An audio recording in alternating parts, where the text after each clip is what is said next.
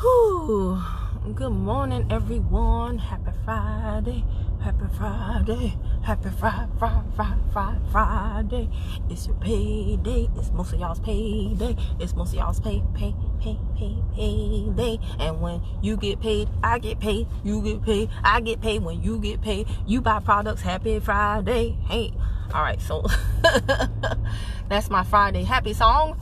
It's Kim in the SAV, Kim, out of Savannah, Georgia, of BetterBodyCrew.com. And guys, I got this question last night from one of my Better Body builders, and I thought it was so important. I didn't even wait till I got all purdy to address it with you guys. I just dropped off the little one at school, so I was like, let me just knock this out right quick before Friday pop off, because y'all already know how Fridays be. So the question is, and of course I'm driving, so I won't be looking at the comments, but the question was, and this is one of my newer Better Body VIPs. I have a lot of people on my team that have never done this before. They're having major success though, and they're actually having recruiting conversations with real people, not just people that they're placing in their organization just to make themselves self-binary qualified. These are legitimate people that they say they want to make extra income. They want to build a business. But here's the thing. One of the objections that people will sometimes say when they're thinking about whether or not they're going to do this business, they'll ask you, well, what do I do if the business doesn't work for me? Or, well, what if I fail in the sign-up process? And this stumps a lot of new people because they're like, how do I answer that?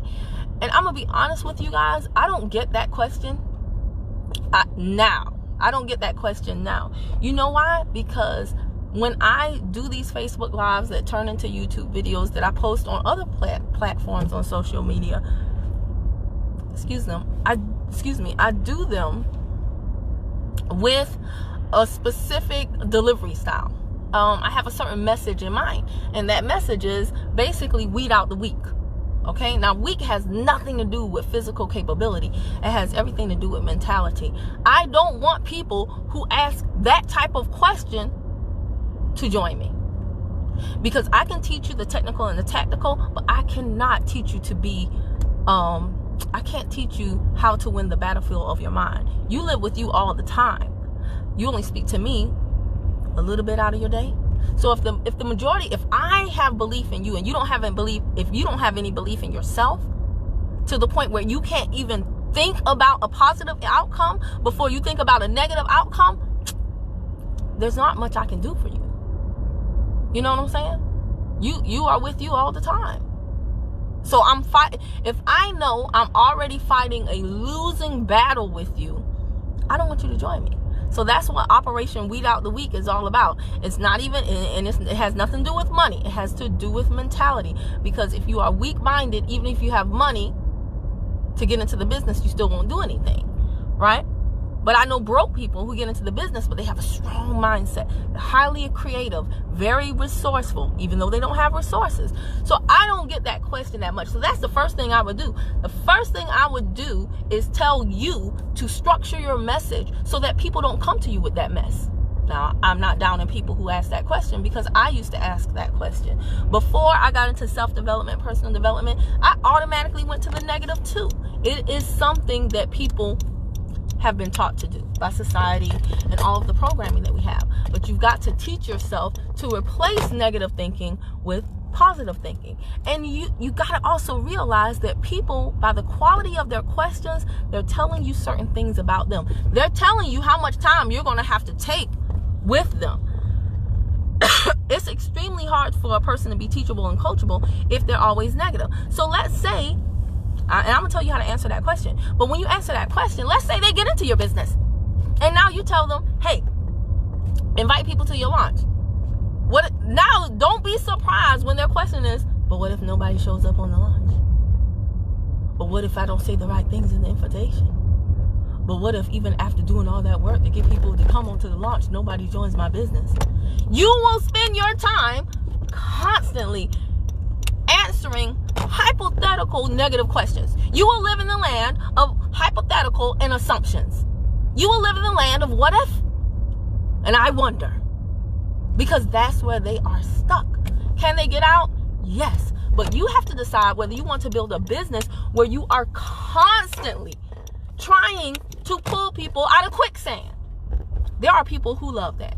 They love to take, started from the bottom, now we're here. There are women out there who love to say, sometimes you got to turn a man into, you got to take a boy and you can turn him into a man. And, and that's perfectly fine. If I was in my 20s, I might be down for that. In my 40s, I'm not trying to grow a little boy into a grown man. You need to already be a man, because I'm already a woman. So my point is, there are people that are cut out for that. You have to decide whether or not you're one of those people. I'm not one of those people. I don't want to take you from the bottomless pits of despair and build you up. I want you to already mentally be there. Why? Because it's only so much time in the day. So now let's get to how you answered that question. Back when I was not so personally developed and I was still attracting all types of people to me, what I had to learn to do with people like that is I had to learn to ask them, because again, the quality of your answers is determined by the quality of your questions. Realize this: if a person is asking themselves, what if the business doesn't work for me? What will happen is, even if they get into the business, they won't answer that question. They will be the brain will say, well, let's find out what will happen if the business doesn't work for you. A better question is, how can I make the business work for me? If you ask that question, how can I make the business work for me? Then your brain will go to work to say, how can we make this work for us? So when I used to hear people say that to me, I would be like, do you always do this? And they'd be like, always do what? I would be like, do you always jump to the negative before the positive? Like when you were buying your car, did you sit in CarMax or whatever car dealership and ask the person selling you your car, what if I lose my job? How am I going to make the car notes? I'm just curious. Is that what you did? And they'd be like, no, don't be silly. No, it's not silly. Because I'm really trying to understand why before you even start something, you would automatically plan to fail at it. Well, I'm not planning to fail at it. I'm just asking what if. And this, I would always use this as an opportunity to coach the person and say the very thing that I just told you. I understand that you're trying to explain to me why you asked that question. But what I need you to understand is when you do a business like this, the quality of your questions determines the quality of your answers. And you're telling me a lot on a subconscious level, even though you don't know it. So we might not be a good fit.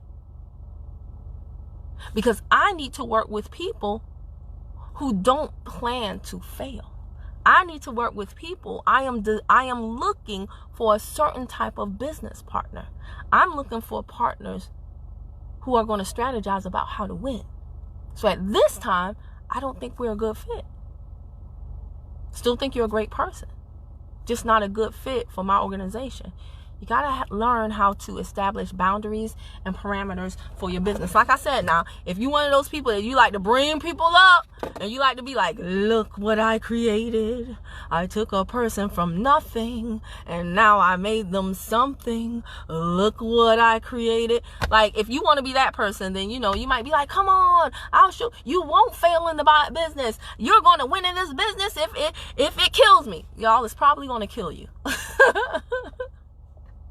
It's probably gonna kill you.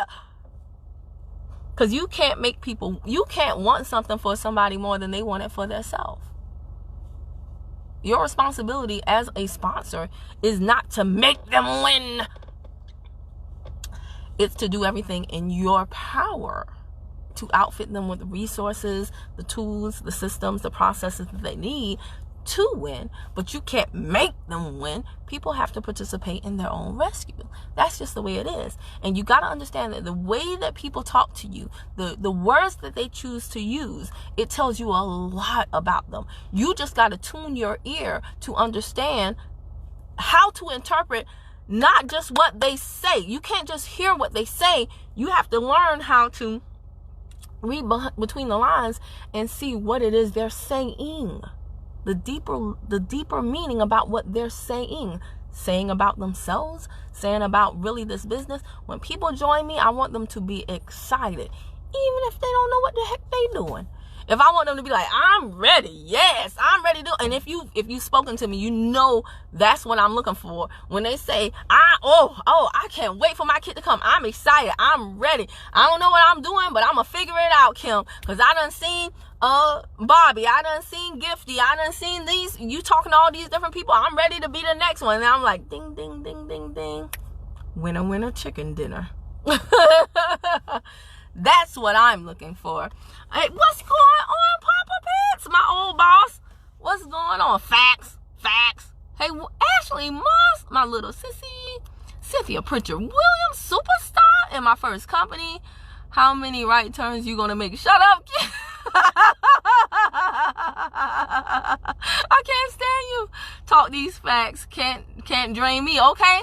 Oh yeah, I will not let energy suckers into my business. I will not. That's why people be like, Kim, you always seem so excited. Because I have filters, baby. I don't let energy suckers into my friend circle. I don't let energy suckers into my business. Pretty much, I've always had good boyfriends. I've never had like energies.